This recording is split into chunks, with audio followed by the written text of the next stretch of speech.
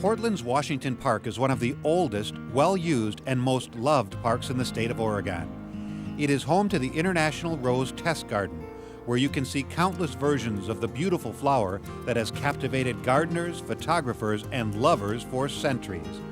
It is home to some breathtaking views of both Portland and Mount Hood. It's home to the calming serenity of formal Japanese gardens, and it's home to the Oregon Zoo.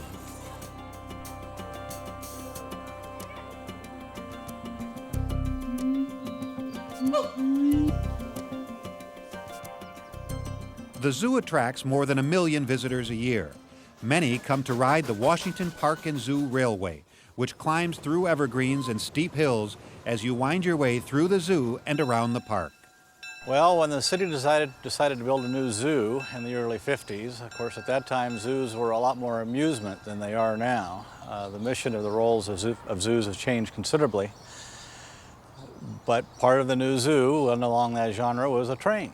And it was actually originally designed to be a little kiddie train, and a member of the Zoo Commission named John Guillard said a kiddie train is beneath the dignity of the new Portland Zoo.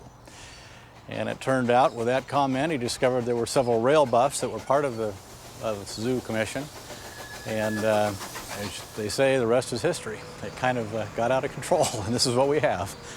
The ride on the zoo train is really not a zoo tour. Because of the extension to Washington Park, it's actually more of a nice relaxing ride down through the woods and the southwest hills of Portland.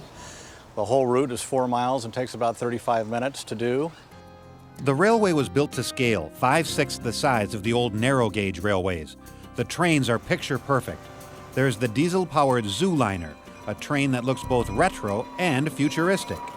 The Steamer, an old oil-fired iron horse reminiscent of the 1800s. And the Oregon Express. The Zooliner was the first train here. At the time the zoo was built, the General Motors was touring the country with the Aero train. It was touting the train that would save passenger service, so when they polled school kids to decide what they wanted to do, they decided they needed a fancy new streamliner, so hence the Zooliner was born in 1958. As the zoo railroad expanded, they looked for ways to fund it, and that led to a 3/4 mile operation out at the Oregon Centennial. And that's what brought us the steam train. So the old train is actually newer than the new train. The summer of '59 is also when the zoo opened here, so a third train was built called the circus train. And that has been changed over the years and is now, the remnants of it make up our third train, which we call the Oregon Express.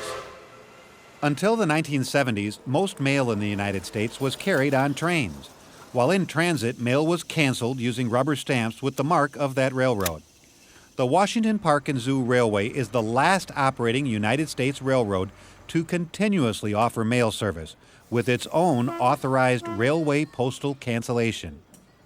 One of the things that railroads were well noted for back in the 50s was the railway post office. Well, we don't have a railway post office, but we are an agency. The post office, the Postal Service pays us $1 a year to carry mail.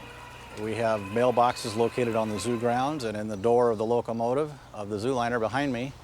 When we receive that mail, we take it and cancel it with a Washington Park and Zoo Railway cancellation stamp, put it in a special envelope, and then send it on its way. It's really become a collector's item, and we do get mail from all over the world for people that want that stamp. So if you visit, be sure to send home a memory. And maybe you could include a few pictures of a perfect rose, the majesty of nature, heavenly scenery, and your memorable ride on one of the country's most relaxing narrow-gauge railways.